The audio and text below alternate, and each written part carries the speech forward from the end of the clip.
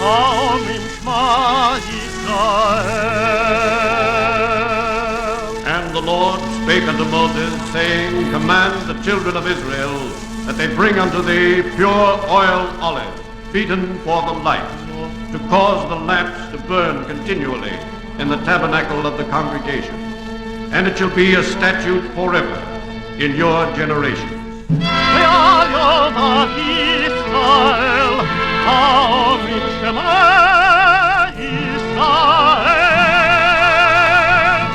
The Eternal Light.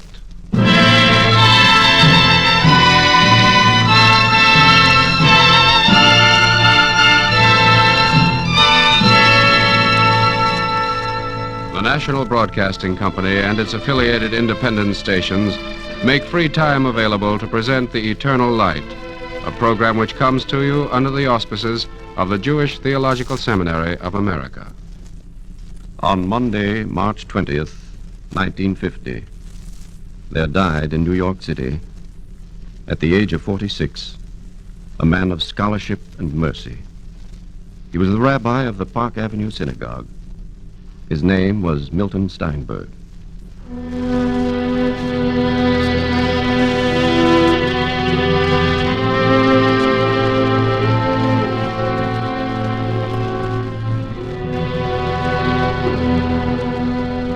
Milton Steinberg asked that no eulogy be spoken for him. Instead, after the hymns he loved had been chanted and the psalms had been spoken, his own son Jonathan read the concluding section of the last book of the Meditations of Marcus Aurelius. Man, thou hast been a citizen in this world. What matters it to thee if for 5 years or 100? For under its laws equal treatment is meted out to all. What hardship then is there in being banished, not by a tyrant or an unjust judge, but by nature who settled thee in it? So might a director who commissions an actor dismiss him from the stage. But I have not played my 5 acts, only 3. Thou sayest well, but in life 3 acts count as a full play. For he that is responsible for thy composition originally, and thy dissolution now, decides when it is complete. Depart then satisfied, for he that dismisses thee is satisfied.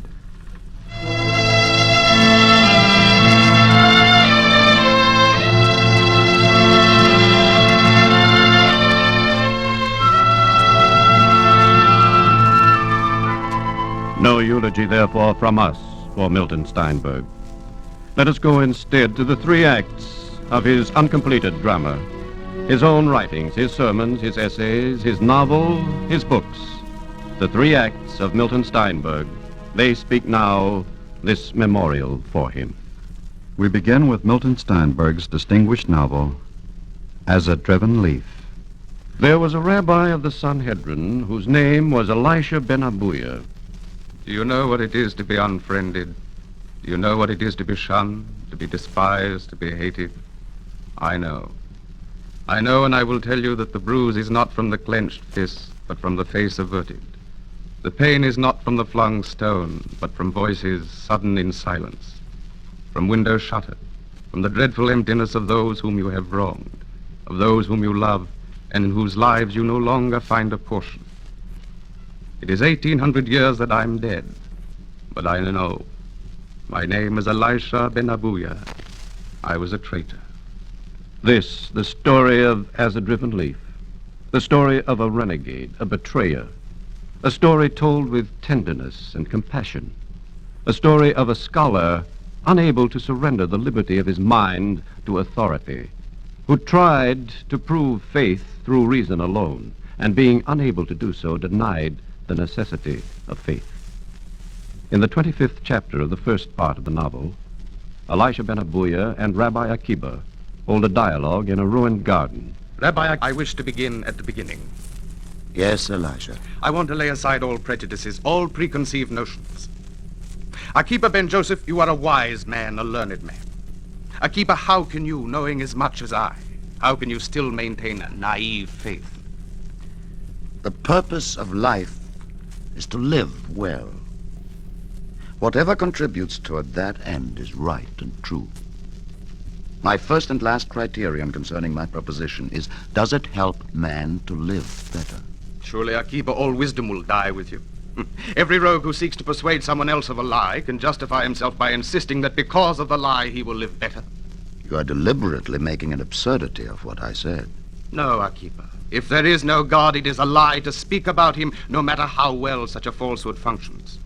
Your willingness to accept doctrines on blind faith and then to defend them on grounds of expediency... Elisha, by what right do you presume to call my attitude blind? Is it a darkening of counsel to admit that truth is not a matter of the mind alone, but of the heart and experience also? And at this point, Akiba ben Joseph argues the necessity of faith. He who wishes to trace a circle must first select out of all space one point about which to draw the circle. The choice of the point makes possible the line which circumscribes it. The utility of the circle in practice will determine ultimately whether the point has been well placed. So with faith. It is the axis about which we move, an axis that must be posited as an act of will. The fate of man determines whether he has located it properly. That is all I am saying, Elisha. That belief is the beginning, that it may be tested by experience, but that it must exist, or nothing can be. Akiba ben Joseph, forgive me, but you are speaking arrant nonsense. It was to be expected that you would say so, Elisha. To speak of faith to the man without faith is like communicating the experience of color to one who is blind. Such is the conflict of the novel. But more than the novel, the inner tensions in Milton Steinberg. For at the age of 20, he was already a brilliant instructor of Latin and Greek, who abandoned his university career in order to become a rabbinical student. His own Hebraism versus his own Hellenism, a decision of faith, born out of the struggle of the soul, out of perplexity, out of torment. And this same intellectual torment he framed for Elisha ben Abuya. How can the soul make a truce with mystery when the mind cries out for understanding? How, Rabbi Akiba? Elisha, there is no truth without faith.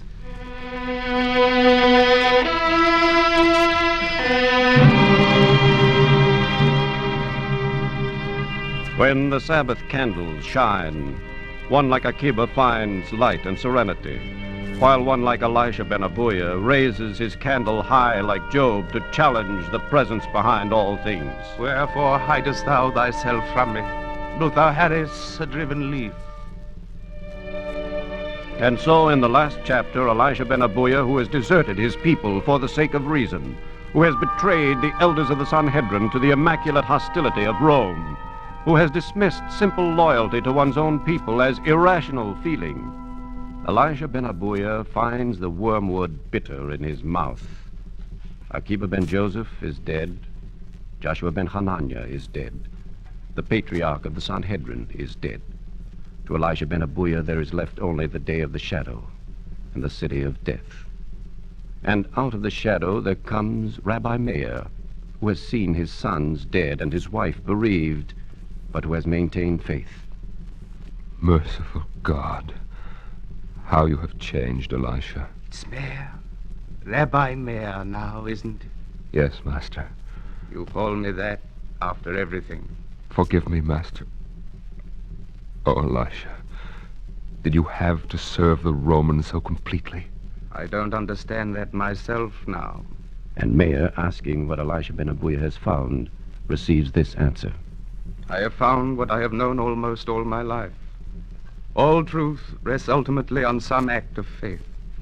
I have gone questing for what I possessed initially, a belief to invest my days with dignity and meaning, a pattern of behavior through which man might express his devotions to his fellows. It has all been a long journey in a circle. On a night of angry winds and dripping rain, they brought the news of Elisha's death to Rabbi Meir. And when Meir found the open grave, he slipped his cloak from his shoulder and draped it like a blanket over the spot. Sleep through the night, he prayed, quoting the words of Boaz, to another tired traveler.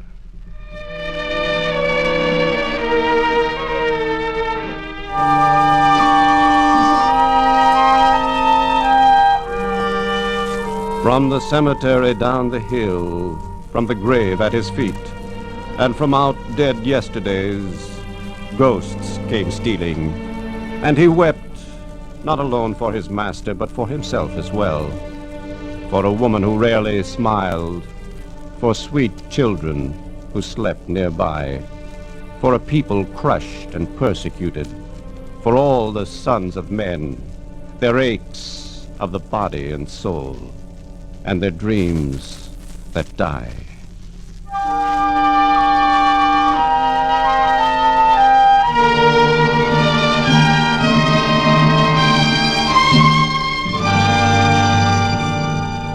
As a Driven Leaf belongs to a formative period of Milton Steinberg's Judaism. From this time on, his Hebraism shone clear, a Hebraism of compassion. And this compassion found expression in his daily life and in his sermons.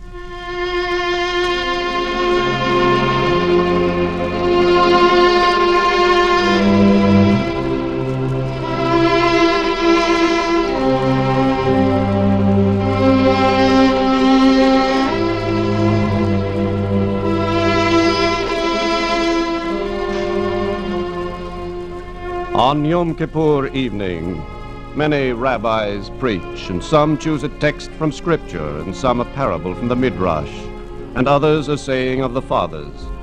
And yet it is not unseemly, even on Yom Kippur evening, to draw a text from the world, perhaps even the world of Sholem Aleichem.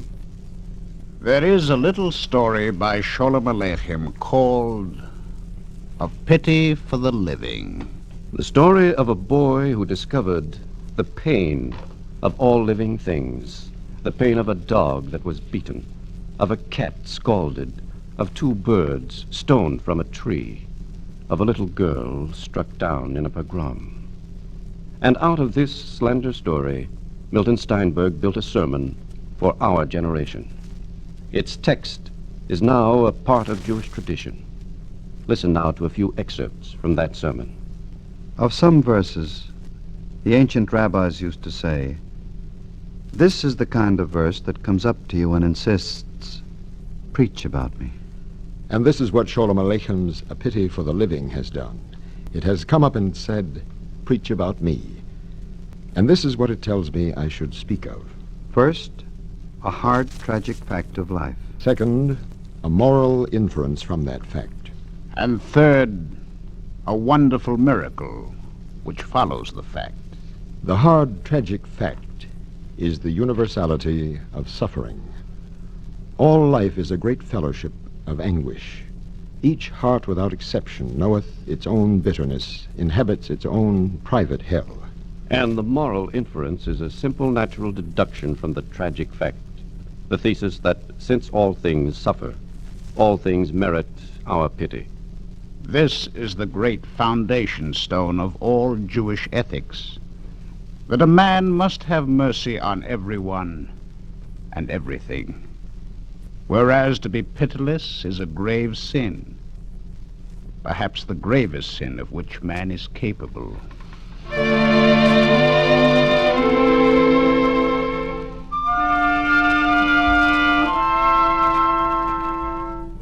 The words for this melody are rachem, rachmonis, Hebrew words signifying compassion, for rechem means the womb in which the child is born. There is a Greek word for womb which also connotes a mother's feeling, the word hystera, the same word in the Hebrew, compassion, in the Greek, hysteria. By rechem, rachmonis, by his sense of pity, shall you know the Jew. For a Jew, if he be truly a Jew, is compassionate. And the crucial fact about man is that man is always pitiable. Therefore, there is no time or occasion on which we are free not to pity him. Consider for a moment what incredible things occur when we pity one another. There are you, here am I. Each encased in his own skin. locked up in his own skull, separated by space, self-contained. self-centered. To preserve my life, I may do the most shameful and desperate things. And not for my life alone, for my comfort, my pride, my wealth, my prestige. What is more, we are so made that we shrink from pain. Why borrow the pain of others? We have enough of our own to endure.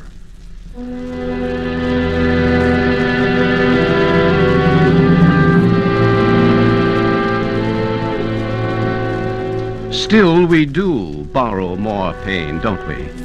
We borrow pain when we pity one another. This is the miracle.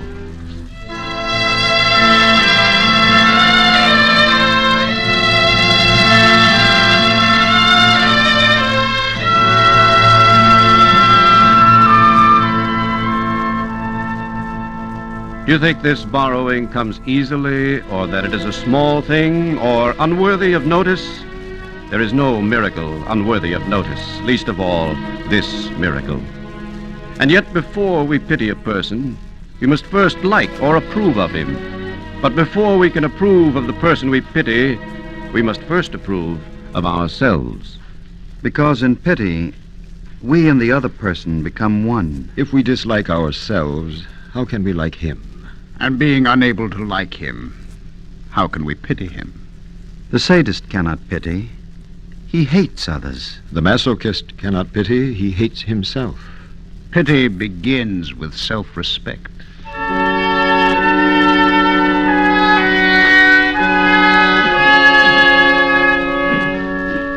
One may pity wrongly, stupidly, unjustly. Pity is a feeling.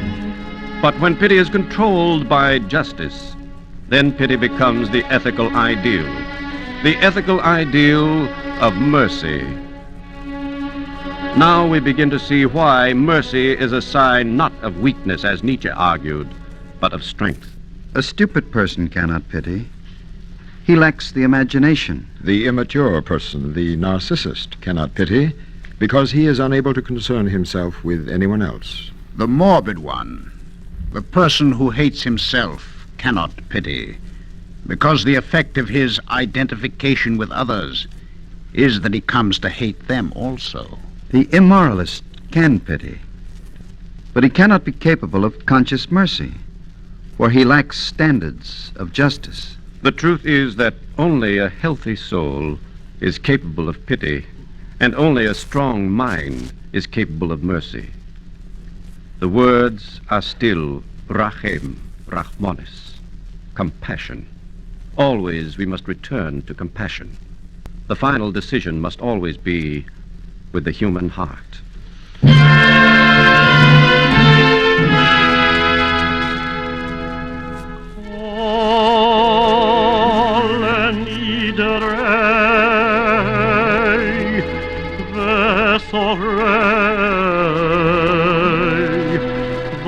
On me, they call on me.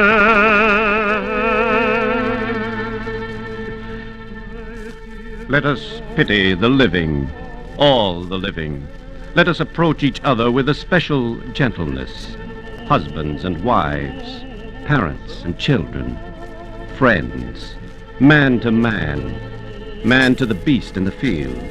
As comrades about to embark on a high but perilous enterprise might link arms on setting forth, or as a child about to enter a dark chamber might reach out for his mother's hand.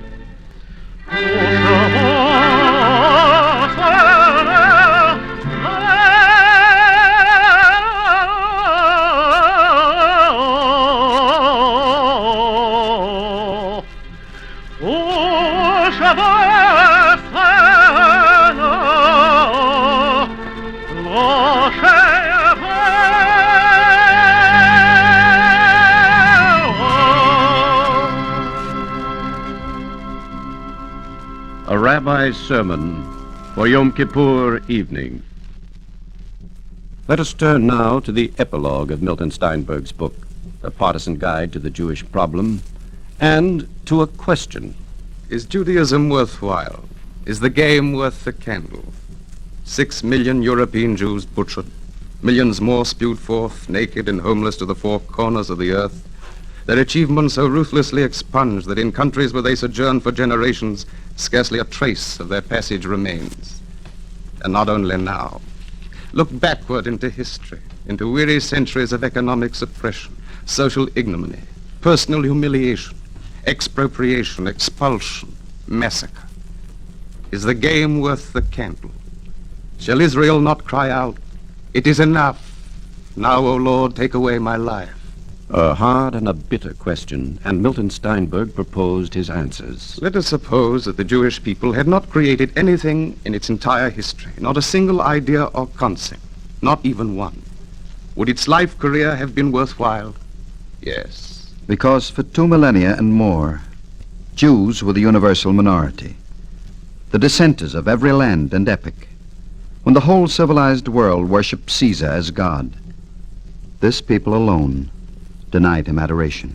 When Islam prevailed from the Pyrenees to India, Jews broke the even texture of its domination. In every country and every generation to the threshold of the present, they were different. By their very existence, therefore, they made absolute uniformity impossible. This, then, was the Jew in history, a voice singing in private, apart from the mass chorus, an irrepressible heckler to the official and respectable thesis of every age. Heresy sprang up wherever he walked. By his refusal to deify the Roman Caesar, he all unawares broke a path for the Christian church. He exerted a strong, if unpremeditated, influence on the rise of Protestantism. And against violence, against the seduction of bribes, against the barbarities of the Middle Ages, Jews were steadfast. Argue that their obduracy was stupid. But drawing on their own souls, they were stronger than the world. They could be killed, but they could not be made to surrender their truth. The truth established at 10,000 funeral pyres. That the human spirit can be stronger than any coercion exerted against it. And at their hands, humanity received its classic religious faith. By their prophets, mankind first was instructed in the infinite worth of the individual, the unity and brotherhood of men, the supremacy of justice and compassion. From Judaism and Jews stem the great religious systems of the Western world. Doctrines and moral writings. Sacred writing, Patterns for worship and piety. Designs for ritual. schemes of ecclesiastical organization. And, as Heine put it, there is not a battlefield of thought on which Jews have not fought and bled. In all campaigns of the modern spirit, they have participated as soldiers in the rank and as generals. From their loins sprang some of the great heroes of the human mind. Spinoza and Bergson. Marx, Lassalle, Einstein and Heine. Let alone fractional Jews like Montaigne, Felix Mendelssohn, and Proust. Consider, the total number of Jews in the age of Spinoza was less than 1 million. in the time of Heine, only 4.5 million. In the days just before Hitler, under 16 million. The amazing creativity of a people which never achieved the dimensions of even 1% of the human mass. Tell me, what price shall we put upon this record? What price, from the first words of Genesis to the latest scientific paper by Einstein? And at the same time, at what value shall we estimate the suffering and anguish of all Jewish generations? At what value? If the adventures of the intellect and the questings of the heart are taken for the chiefest glories of human existence, then you cannot measure the value. If it was worthwhile that Jeremiah sit in stocks at the temple gates, so that out of humiliation he might come to know the things for which a man may be proud. If it was good that Socrates play the gadfly, though in the end it meant on his tongue the bitterness of death. If the Sermon on the Mount outbalances Golgotha, if the child compensates for birth pangs, then Judaism outweighs its cost.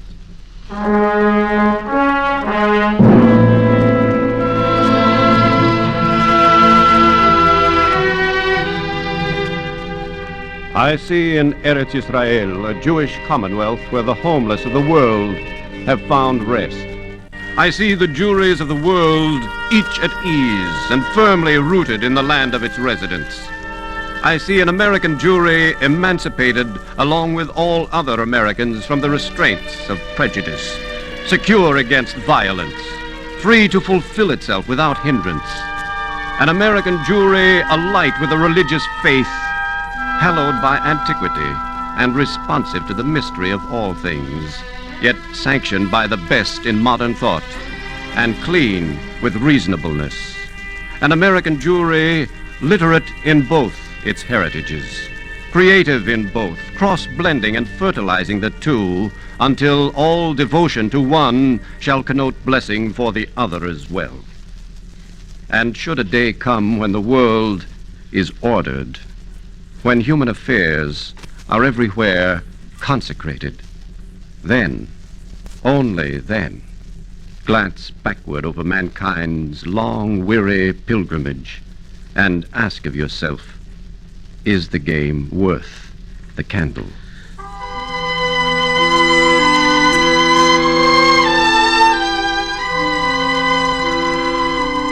Milton Steinberg, rabbi, teacher, scholar, poet, he is dead.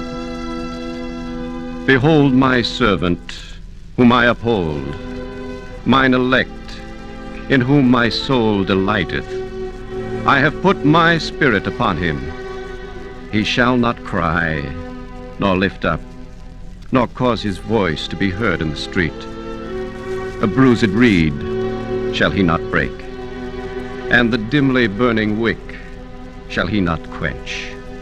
I, the Lord, have called thee in righteousness, and have taken hold of thy hand.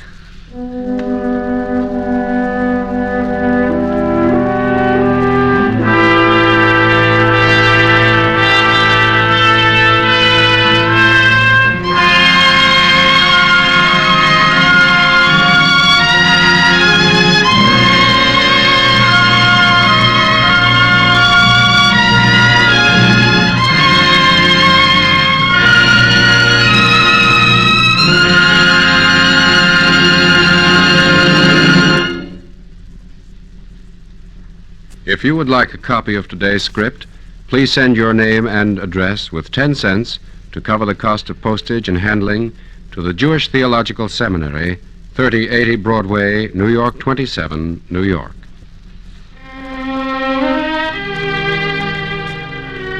Our Eternal Light drama today, Milton Steinberg, A Memorial, was edited by Morton Wishengrad and was based on the writings of Rabbi Steinberg. Roger de Koven was the narrator. The music was composed by Morris Momorsky and conducted by Milton Katims. Cantor David Putterman sang the liturgical music. The production was under the direction of Frank Papp. We wish to thank Behrman House for permission to use the book As a Driven Leaf, and to thank Bob's Merrill for permission to use the book A Partisan Guide to the Jewish Problem. For making available the sermon A Pity for the Living, our gratitude to Mrs. Edith Steinberg. Free time to present the Eternal Light is made available by the National Broadcasting Company and its affiliated independent stations. This weekly program is presented under the auspices of the Jewish Theological Seminary of America.